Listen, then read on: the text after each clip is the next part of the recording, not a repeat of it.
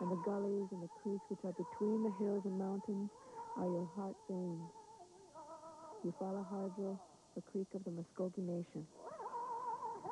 Common to all the tribal cultures was the strong belief that the earth was both mother and provider. The land itself was seen as one of Earth's treasures to be shared by all. I feel pretty strongly that they worshiped the land. I don't mean that they bowed to it or anything. Worshipped it in the sense that they knew that the land was what the Great One gave us for us to live on. See? The white man grows jealous of his red brother. The white man once came to trade. He now comes as a soldier. He once put his trust in our friendship and wanted no shield but our fidelity. He now covers his face with a cloud of jealousy and anger and tells us to be gone as an offended master speaks to his dog. Satank, Kiowa. Indian people for thousands of years had developed a mentality of being generous and sharing and living in a cooperative tribal society, where on the other hand, Europeans for thousands of years had developed a mentality of take. Those kinds of ideologies just met head-on in the plains. Settlers were surging westward, looking for a piece of the land to homestead for a better life or to gain the riches that could be mined from it. Many viewed that settlement of the frontier as America's rightful destiny. It is time for our manifest destiny to overspread the continent allotted by Providence for the free development of our yearly multiplying millions. John L. O'Sullivan, editor, New York Morning News. Manifest Destiny was a slogan coined by a New York editor to justify territorial conquest. It was biblically inspired, and so therefore it is very easy to conquer and exploit a territory when God tells you to. Confrontations were inevitable. One of the great causes of clashes between whites and Indians west of the Mississippi was the fact that Indian tribes had been brought to the point of starvation by the influx of white people. The travelers, for instance, going west along the trails, hunted all the animals away or drove them away. So they had to find food any place they could, and a lot of them would go after covered wagon trains, and the whites usually just turned them away. They were scared of the Indians, and then the Indian would attack during the night, not to kill people, but to get food. But fighting would break out, and they were called Indian depredations. Settlers' fears turned to hatred. In Nevada, Sarah Winnemucca witnessed a campaign of decimation against her people. Reports were made everywhere by the white settlers that the Red Devils were killing their cattle. And by this lying, the trial began, which is marked by the blood of my people, from hill to hill and from valley to valley.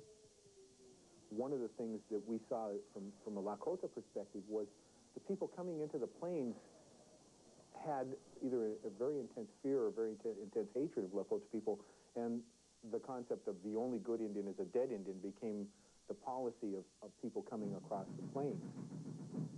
Private citizens formed militias and attacked Indian tribes from California to Colorado. Damn any man who sympathizes with the Indians. I have come to kill Indians and believe it is right and honorable to use any means from the God's heaven to kill Indians. Colonel John Chivington, 3rd Colorado Volunteers. The event that intensified confrontations between the Indians and white people occurred at Sand Creek, Colorado Territory.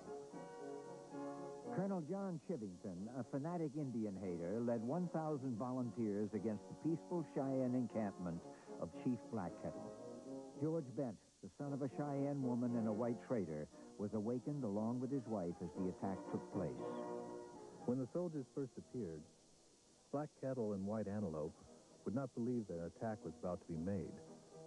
Both of them had been to Washington and were friends of the whites. These two chiefs called to their people not to be afraid.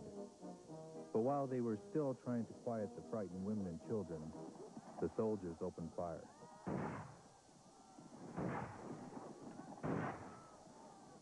George Bent was badly wounded. More than 150 Cheyenne men, women, and children were killed.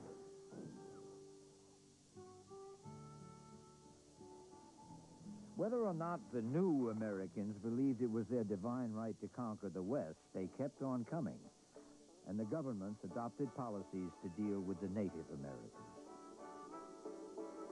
So federal policy, if you could say what it was, give the Indian three choices. One, you either turn into a white man and get rid of your medicine men and you become Christians and cut your hair and live in white men's type houses and so forth, or we'll push you away so you can't infect us with your ideas, you can't hurt us, and that worked as long as there was land to push them into in the West before whites went out there. The third was, if you don't want either of those two things, then we'll just exterminate you. Not all tribes had a tradition of warfare, but many Indians had lived in conflict with one another long before the coming of the white man.